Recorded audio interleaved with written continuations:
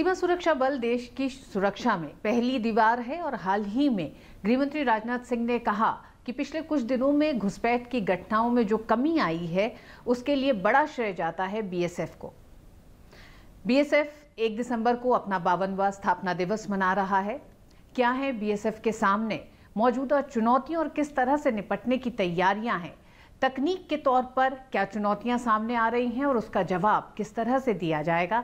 इस पर विस्तार से बात करने के लिए आज हमारे साथ हैं बीएसएफ के महानिदेशक के शर्मा जी। बहुत बहुत स्वागत है आपका। और शर्मा जी, ये भी कहूंगी कि 52वां स्थापना दिवस है ये बीएसएफ का। 1965 से जिस सफर की शुरुआत हुई और जो चुनौतियां तब थी, वैश्विक परिदृश्य में आज जो बदले हुए हालात हैं, उसमें उन चुनौतियों को आप किस तरह से देखते हैं और क्या हैं वो चुनौतियां? देखिए, सबसे पहले तो मैं आपको बताना चाहूँगा कि 1965 में भी जब हमारी स्थापना हुई, बहुत विषम परिस्थितियाँ थी। पाकिस्तान से युद्ध के बाद ये महसूस किया गया कि जो स्टेट आर्म्ड पुलिस फोर्सेज हैं, जो कि उस वक्त तक अंतर्राष्ट्रीय सीमा को गार्ड करती थी, वो पाकिस्तान की रेगुलर आर्मी का सामना करने में सक्षम नहीं थी। तो एक प्रोफेशनल आर्मी की तरह फोर्स क्रिएट हो, ऐसा उस वक्त निर्णय लिया गया, जिसके फलस्वरूप बीएसएफ का गठन हुआ। उसके बाद देश की जितनी भी आंतरिक सुरक्षा से संबंधित या मैं कहूँ तो किसी भी तरह की कोई अगर विषम परिस्थिति आई, उसमें बीएसएफ ने अपना योगदान दिया है। सबसे पहले 1971 में बांग्लादेश का क्रिएशन हुआ, पाकिस्तान के साथ युद्ध हुआ।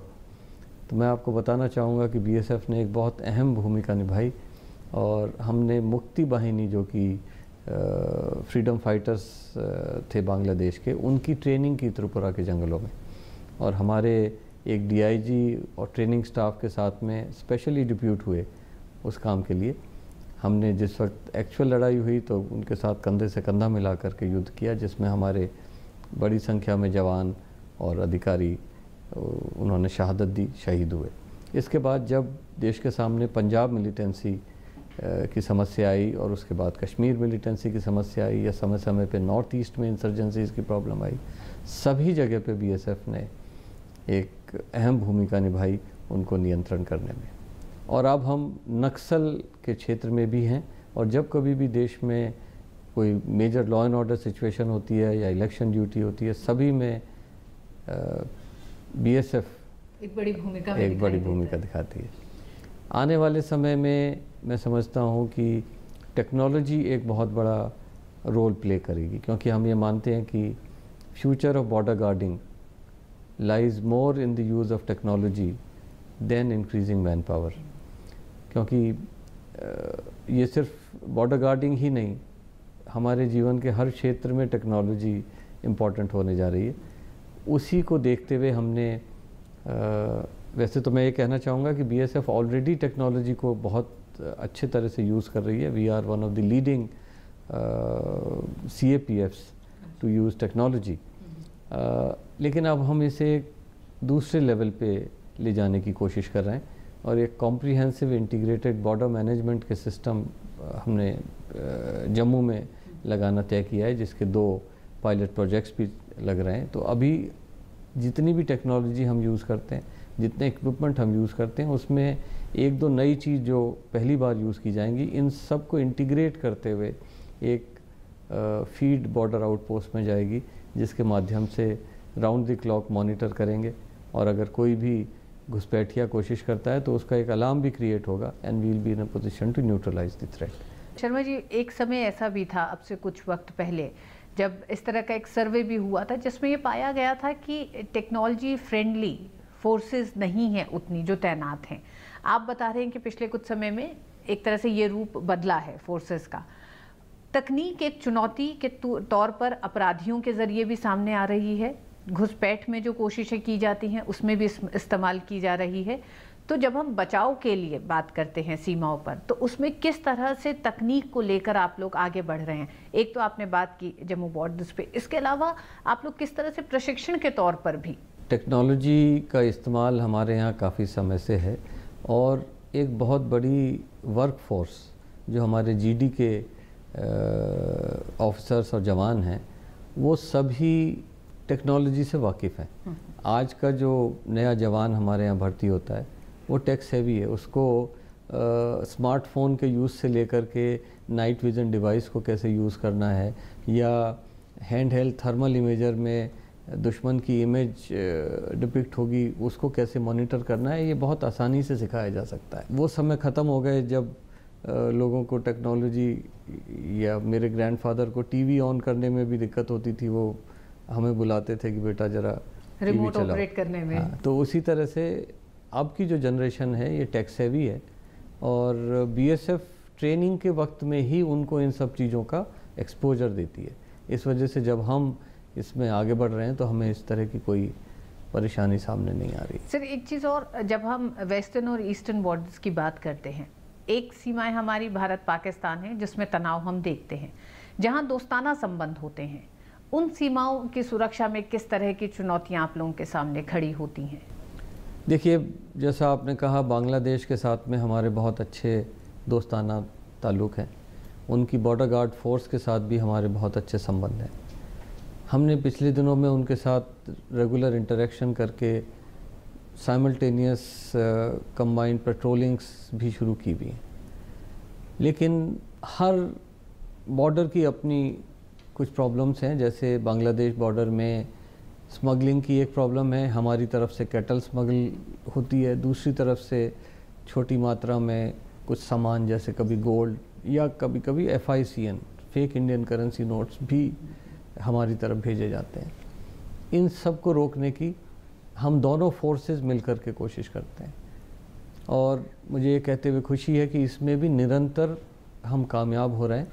और हम जो हमारी latest meeting DG border guard Bangladesh के साथ थी, उसमें हमने तय किया कि हम कुछ क्षेत्रों को क्राइम फ्री जोन बनाएंगे, और उसके लिए विशेष प्रयास किए जा रहे हैं। तो जब सबसे ज़्यादा अफेक्टेड जो एरियाज़ थे क्राइम के पॉइंट ऑफ व्यू से, सबसे पहले हमने उन्हीं की शुरुआत की है, और मुझे यकीन है कि आने वाले समय में ऑलमोस्ट ज़ीरो हम इस क्राइम को ले आएंगे। सर ये भी बात करेंगे कि जिस तरह से BSF जो नेशनल फ्लैगशिप प्रोग्राम्स हैं उनको किस तरह से लेकर आगे बढ़ रहा है, साथ ही साथ ये कहा जाता है कि सीमा पर तैनात जवान के लिए उसके इर्द गिर्द जो लोग होते हैं वो उसकी एक्सटेंडेड फैमिली के सदस्य के तौर पर हो जाते हैं। तो जहां आपके जवान तैनात हैं उन इलाकों में, आप वहाँ के जो रिहायशी इलाकों में हैं, वहाँ किस तरह से लोगों को अपने होने से, उनके प्रशिक्षण से लेकर, उनके स्वास्थ्य से लेकर किस तरह की मदद भी करते हैं, सुरक्षा के साथ साथ एक रिश्ता भी कायम करने के लिए? आपने ठीक कहा, BSF की एक प्राइमरी रिस्पॉन्सिबिलिटी है कि जो लोकल पॉपुलेशन है उसमें एक sense of confidence, sense of security हम इंस्टिल करें कि कुछ भी होगा तो BSF है हमारी मदद करने के लिए। इसमें हम सिविक एक्शन प्रोग्राम चलाते हैं। बहुत सारे ऐसे रिमोट एरियाज़ हैं जहां स्टेट गवर्नमेंट की मेडिकल फैसिलिटीज़ उपलब्ध नहीं हैं, तो वहाँ हम मेडिकल कैंप्स रेगुलर बेसिस पे चलाते हैं।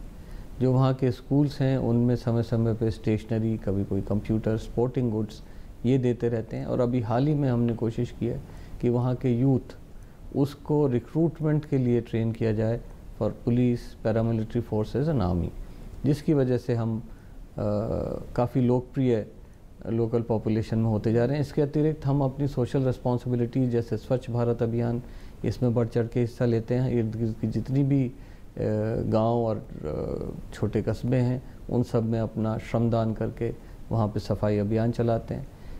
आपको मैं बताना चाहूँगा कि हम ट्री प्लांटेशन में Limca book of world records में हमारा नाम दर्ज है, जबकि हमने एक ही दिन में 5 लाख से अधिक पौधे 1 घंटे के अंदर प्लांट किए। हालांकि तैयारी हमें काफ़ी दिन पहले से करनी पड़ी, पर actual plantation took place within 1 hour. अभी आज ही नोटो, जो कि हेल्थ मिनिस्ट्री का हिस्सा है, उन्होंने ऑर्गन डोनेशन के लिए BSF को फेलिसिटेट किया। उनके आंकड़ों के हिसाब से 60,000 से अधिक BSF के कर्मी और उनके परिवारजन ने अपने ऑर्गन्स को डोनेट करने के लिए प्लेज दिया है। और इसी तरह के कई और कार्यक्रम भी हैं। जैसे हम बंगाल के बॉर्डर एरियाज़ में कुछ बच्चों को क्लेफ्ट लिप की समस्या होती है। अच्छा, जिनके होठ जो जन्म के समय जो ठीक से नहीं बनते, उन बच्चों को आइडेंटिफाई करते हैं, उनको हम कैलकाटा लाते हैं और वहाँ पे एक स्माइल ट्रेन नाम की NGO है, वो उनका फ्री ऑपरेशन कराती है। हम उन बच्चों की पोस्ट ऑपरेटिव केयर करके वापस उनके घर तक पहुंचाते हैं और उनके अभिभावक भी साथ में आते हैं, तो उनके सबका रहना रखना ये सब BSF करती है। और मुझे कहते हुए खुशी है कि 450 से अधिक बच्चों को हम चेहरे पे मुस्कान ला चुके हैं इस ऑपरेशन के ज़रिए। इसके अतिरिक्त समय समय पे हम जैसे इस विंटर में भी हमने रैन बसेरा एम्स और सफदरजंग हॉस्पिटल में स्थापित किया है, ताकि जो सर्दी में मरीजों के साथ आने वाले परिवारजन हैं वो वहाँ पे रह सकें।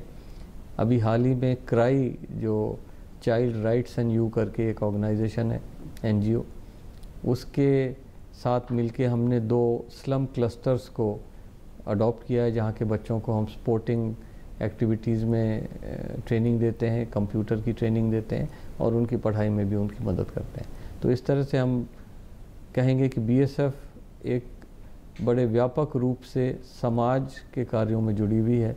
लोकल पॉपुलेशन को आने वाले समय में हम स्किल डेवलपमेंट भी अपने बॉर्डर आउटपोस्ट के माध्यम से कराएंगे और योग की शिक्षा भी देंगे, ऐसा हमारा प्लान है।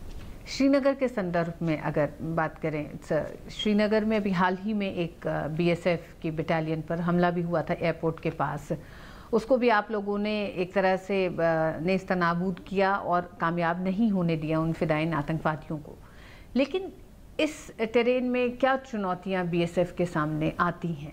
देखिए, आपने जैसे कहा कि निरंतर घुसपैठ की कोशिश पाकिस्तान की तरफ से होती रहती है। हमारे जो जवान ड्यूटी देते हैं उनकी स्नाइपिंग दूसरी तरफ से की जाती है। सीज़ फायर वायलेशन समय समय पे होते हैं। पंजाब में स्मगलिंग ऑफ हीरोइन की समस्या है।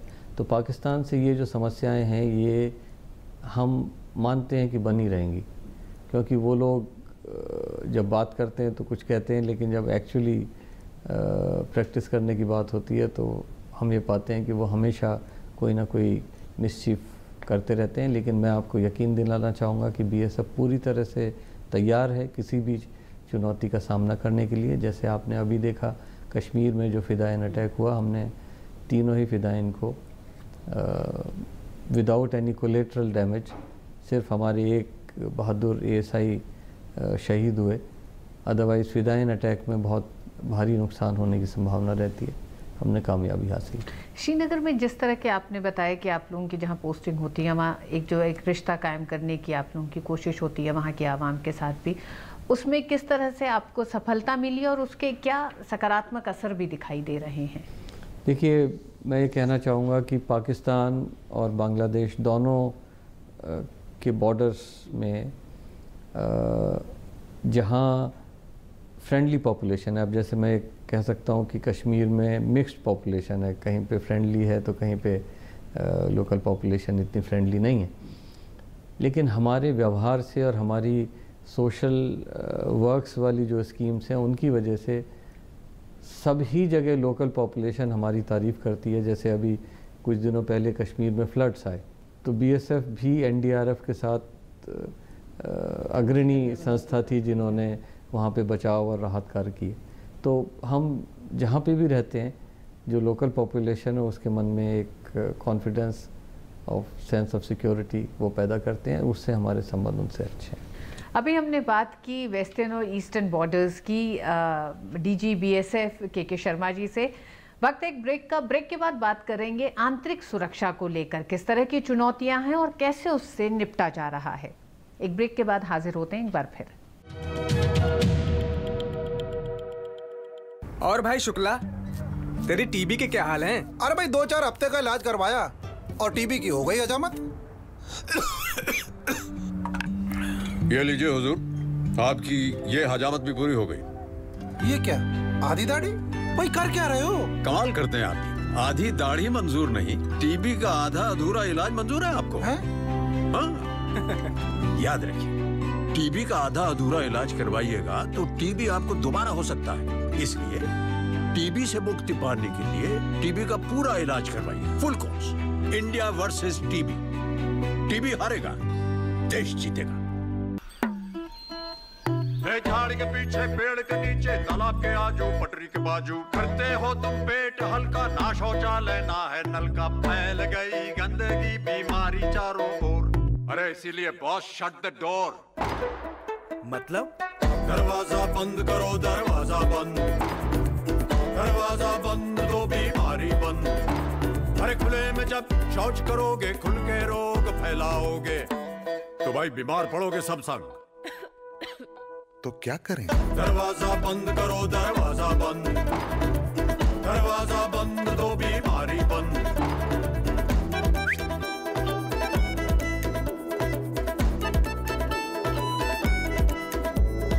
बात समझ में आई तो ही लाओ अपनी मुंडी।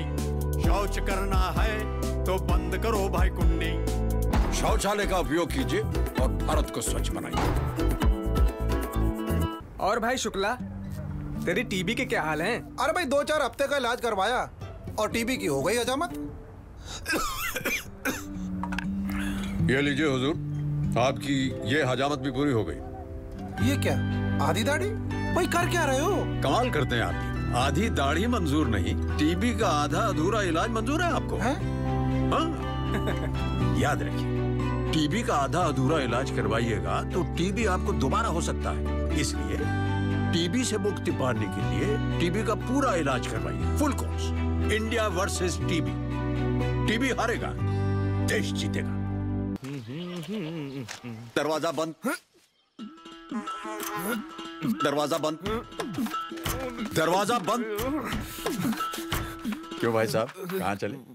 कब से चिल्ला रहे हैं दरवाजा बंद, दरवाजा बंद, दरवाजा बंद, सुनाई नहीं दे रहा? इधर आइए, इधर घुसिए, अंदर चलिए। हाँ? अरे खुले में शौच जाइएगा तो बीमारी खुल के फैलेगी। दरवाजा बंद तो बीमारी बंद। ठीक कह रहे हैं ना? शौचालय का उपयोग कीजिए और भारत को स्वच्छ बनाइए। साबुन से हाथ धो लीजिएगा। एक बार फिर आप सभी का स्वागत है इस खास बातचीत में। आज हम बात कर रहे हैं बीएसएफ के डीजी के शर्मा जी से। 1 दिसंबर को बीएसएफ का स्थापना दिवस है। इसी संदर्भ में कुछ विषयों पर हम बातचीत कर रहे हैं। शर्मा जी, ब्रेक पे जाने से पहले जिस तरह से हमने ईस्टर्न वेस्टर्न बॉर्डर की बातचीत की, आप अपने जवानों को एक तरह से स्वास्थ्य की सुविधाएं हों या फिर तमाम और चीज़ों से, या सर दो वेलफेयर तमाम योजनाएं हैं, उनसे जोड़ने के लिए किस तरह के प्रयास लगातार कर रहे हैं? देखिए, हमारी बहुत सारी वेलफेयर स्कीम्स हैं। सबसे पहले तो मैं बताऊंगा कि पहले वेलफेयर के नाम पे हम क्या करते थे। अभी भी वैसे वो चीज़ें हैं, पर हमने कुछ नए इनिशिएटिव लिए। पहले ये होता था कि उनके रहने की जगह को हम अच्छा कर दें, ड्रिंकिंग वाटर अगर कहीं नहीं है तो वो पहुंचा दिया जाए, उनके जो कुक हाउसेज हैं उनमें गैस कनेक्शन हो जाए, उनमें यूटेंसिल्स अच्छे हो जाएँ। इस तरह की चीज़ें उनके लिए की जाती थी, जो अभी भी की जा रही। लेकिन हमने बुनियादी कुछ चीज़ें शुरू की हैं, जैसे उनकी फाइनेंशियल कंडीशन कैसे इम्प्रूव हो। उसके लिए हमने एक फाइनेंशियल लिटरेसी प्रोग्राम चलाया, जिसमें हम 3 बातें उन लोगों को सिखाते हैं कि आप नियमित रूप से पैसा बचाइए, लंबे समय को पर्सपेक्टिव अपने दिमाग में रखते हुए रखिए पैसा, और तीसरा index fund, Nifty index fund में लगाइए ताकि आपका पैसा सुरक्षित रहे और आप भारतीय अर्थव्यवस्था के साथ जुड़ें, और जैसे जैसे ये ग्रो करे तो आपका पैसा भी ग्रो करे। तो मुझे कहते हुए खुशी है कि एक फाइनेंशियल एडवाइज़र हमारे हैं, वरुण मल्होत्रा जी, जिनके माध्यम से इसकी शिक्षा उनको देते हैं, और पिछले 1 साल से ज़्यादा हमें ये स्कीम शुरू किए हुए हो गया, और हम देखते हैं कि हमारी जो रिटर्न है वो लगभग 25 से 30%। शर्मा जी, इसकी ज़रूरत क्यों महसूस हुई? मतलब इसकी 2 चीज़ें, 2 कारण मैं बताऊंगा। एक तो देखिए, हमारा जवान बहुत ज़्यादा पढ़ा लिखा नहीं है, जिस जगह पे वो तैनात है वहाँ उस तरह का उसको फैसिलिटी, एक्सपोजर नहीं है कि मैं कहाँ सेव करूँ, कैसे सेव करूँ। तो उसको इस चीज़ की सिखलाई देना हमें लगा कि हमारा दायित्व है कि उसे बताएं कि आप कैसे सेफ इन्वेस्टमेंट करके अच्छे रिटर्न्स ले सकते हैं। दूसरा, आपकी जानकारी में होगा, 2004 के बाद वाले जितने भी लोग भर्ती हैं उन सबको न्यू पेंशन स्कीम लागू होगी। ओल्ड पेंशन स्कीम जैसे हम लोगों को रेगुलर पेंशन मिलने वाली है, न्यू पेंशन स्कीम में लंप सम मिलेगा। उस पैसे की उस वक्त क्या वैल्यू होगी, कितने % इनके एनपीएस में रिटर्न आएंगे। जैसे आज की तारीख में लगभग 9% से 10% न्यू पेंशन स्कीम का जो इनका पैसा है उसमें रिटर्न आ रहा है। इन्फ्लेशन को अगर हम एडजस्ट करें तो सिर्फ 3% की रिटर्न उनको पड़ रही है, जबकि निफ्टी ने पिछले 36 सालों में, निफ्टी नहीं कहना चाहिए, स्टॉक मार्केट ने पिछले 36 सालों में 17% से अधिक की दर से कंपाउंडेड एनुअल ग्रोथ रेट दी है। तो हम ये चाहते हैं कि ये इसका फ़ायदा उठाएं और आने वाले समय में इनको फाइनेंशियल कंडीशन ठीक हो, ताकि इनके परिवार और ये खुद एक कॉन्फिडेंस महसूस कर सकें। दूसरा, हमने इनके बच्चों के लिए फ्री ऑनलाइन कोचिंग की व्यवस्था की है। एक prepmantra.com है जो कि 6ठी क्लास से 12वीं क्लास तक के सभी सब्जेक्ट्स, मेडिकल एंट्रेंस, इंजीनियरिंग का entrance, competitive exams, entry for banking, Railways, police, यहाँ तक कि सिविल सर्विसेज तक की तैयारी वो ऑनलाइन कराते हैं। और मुझे ये कहते हुए खुशी है कि हमारे 70,000 से अधिक बच्चे एंड कुछ जवान और ऑफिसर्स भी इसके साथ जुड़ गए, जहां उनको फ्री ऑनलाइन कोचिंग की सुविधा दी जा रही है। ये जहां पहले 15 से 20,000 25,000 रुपये उनको खर्चने होते थे, आजकल बिना किसी खर्च के उनको ये सुविधा मौजूद है। इसके अतिरिक्त हमने योग को एक व्यापक रूप से फोर्स में इंट्रोड्यूस किया है, क्योंकि हमारा ये मानना है कि जितनी भी सिस्टम्स हैं एक्सरसाइज की, उसमें योग से अच्छा सिस्टम अपने सारे कंप्लीट एंड कॉम्प्रिहेंसिव हेल्थ के लिए कोई और नहीं है। और मुझे कहते हुए खुशी है कि हमारे यहाँ लगभग 4,000 से अधिक ट्रेनर्स आज की तारीख में मौजूद हैं, जो हर कंपनी लेवल पे लोगों को योग की शिक्षा दे रहे हैं। इसके अतिरिक्त हमने एक वेलनेस कोशेंट असेसमेंट टेस्ट भी शुरू किया है, जो कि जिन लोगों को डिप्रेशन की समस्या है, स्ट्रेस की प्रॉब्लम है, उनको भी हम बहुत जल्दी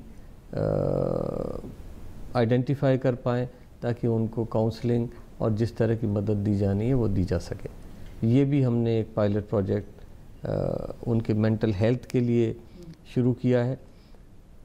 हमने हर बटालियन में एक अतिथि गृह, जो कि अदर रैंक्स के लिए पहले सुविधा नहीं थी, वो तैयार किया, ताकि जिन लोगों की नई नई शादी होती है वो अपनी पत्नी को ला करके कुछ दिन वहाँ पे रख सकें, क्योंकि हमारे जैसा आपको विदित है बॉर्डर पे उस तरह की सुविधा नहीं होने से परिवार से दूर रहते हैं और साल में केवल 3 बार अपने घर जा पाते हैं। इसके अतिरिक्त हमने एक टेलीमेडिसिन की व्यवस्था शुरू की है। जैसा आपको विदित है कि हमारे बहुत सारे बॉर्डर आउटपोस्ट इतने रिमोट एरियाज़ में हैं जहां मीलों तक, 85 मील तक कोई मेडिकल फैसिलिटी नहीं है।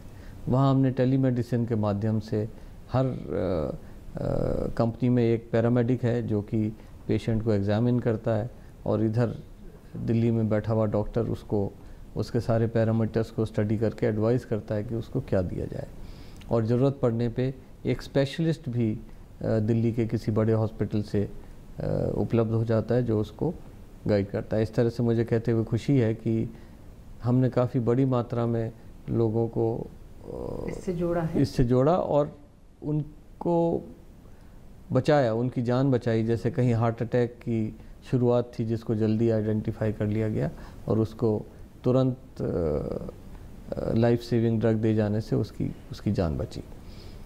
इसके अतिरिक्त और कई सारी चीज़ें हैं, जैसे हमने अपने जवानों के लिए प्रधानमंत्री आवास योजना में जो बहुत सस्ते दरों पे लोन उपलब्ध है, वो एक सिस्टमेटिक तरीके से दिलवाए जाने की शुरुआत की है, ताकि ज़्यादा से ज़्यादा लोग इसका फ़ायदा उठाएं, क्योंकि मेरे कांस्टेबल को सिर्फ 1.85% के इंटरेस्ट रेट पे 6 लाख रुपए उपलब्ध हैं। तो ये चीज़ें उन तक नहीं पहुंचती हैं, वो हमने एक प्रयास किया है कि उन तक पहुंचाई जाए। इसके अतिरिक्त हमने एक दिव्यांग स्किल डेवलपमेंट सेंटर शुरू किया। जैसा आपको विदित है कि बीएसएफ में भी during their active duty people are disabled, उनका अंग भंग होता है। हम 3 चीज़ करते हैं दिव्यांग स्किल डेवलपमेंट सेंटर में। सबसे पहले उन लोगों की काउंसलिंग, ये समझाने के लिए कि ये जीवन का अंत नहीं है, with disability they can live with honour. दूसरा, हम उनके चॉइस के किसी खेल में उनको शिक्षा देते हैं। जैसे अभी हम कई सारे खेलों में उनको चॉइस देते हैं। जैसे अभी हमारे एक जवान ने एशियन पैरासाइक्लिंग चैम्पियनशिप में ब्रॉन्ज मेडल हासिल किया। और अभी 15 दिन पहले ही हमारे एक जवान ने 1 गोल्ड और 2 सिल्वर नेशनल लेवल पे स्विमिंग में जीते। ये हमारे दिव्यांग स्किल डेवलपमेंट सेंटर की बदौलत हो पाया। दूसरा, हम उनको किसी स्किल में, जैसे मोबाइल फ़ोन की रिपेयर है, कंप्यूटर हार्डवेयर की रिपेयर है, इस तरह के कामों में भी शिक्षित करते हैं ताकि उनको ये लगे कि वो अभी भी उपयोगी काम कर सकते हैं। इसके अलावा इतनी बड़ी फोर्स, जैसा आपको विदित है, हम 2.5 लाख से ज़्यादा के स्ट्रेंथ के ऑर्गेनाइजेशन है। ऐसे बड़े पॉपुलेशन में बहुत सारे लोगों के बच्चे ऐसे होते हैं जो मेंटली रिटार्डेड है, तो उनको नेशनल ट्रस्ट के माध्यम से एनजीओ से जोड़ना, उनके इलाज के साथ साथ उनकी देखभाल और ज़रूरत पड़ने पे फाइनेंशियल हेल्प, ये भी कराने की व्यवस्था नेशनल ट्रस्ट के साथ हमने एक MOU साइन किया है, उसमें भी हम अपने जवानों की मदद कर रहे हैं। तो ये सारी वेलफेयर एक्टिविटीज़ हमने अपने जवानों को। तो एक तरह से सीमा पर तैनात जवान के परिवार की निगरानी और देखभाल BSF करता है शहर में बैठा हुआ। स्थापना दिवस की अगर बात करें, 52वां स्थापना दिवस है, किस तरह की तैयारियां हैं? क्या आप सामने आने वाले दिनों में उन चुनौतियों को देख रहे हैं जिसके लिए फोर्स को भी तैयार करने की ज़रूरत है और एक तरह से तकनीक और मानसिकता के तौर पर भी तैयार रहने की ज़रूरत है? देखिए, आने वाले रेजिंग डे के लिए हम बड़े उत्साह के साथ तैयारी कर रहे हैं। हमारी सेरेमोनियल परेड की तैयारी बड़े ज़ोर शोर से चल रही है। एक एट होम हम करते हैं जिसमें गृह मंत्री महोदय के साथ साथ काफ़ी VIPs they will be coming, and एक बड़ा खाना होता है, जितने लोग हमारे इसमें शरीक रहेंगे उन सबको हम लोग फेलिसिटेट करते हुए विदा करते हैं। आने वाले समय में, जैसा मैंने कहा कि टेक्नोलॉजी का यूज़ एक बहुत बड़ा चैलेंज है। हम अधिक से अधिक मात्रा में अपनी फ़ोर्स को टेक्नोलॉजी से जोड़ रहे हैं, मॉडर्नाइज़ कर रहे हैं, और किसी भी चुनौती का सामना करने के लिए हमारी force mentally, physically and technologically तैयार है।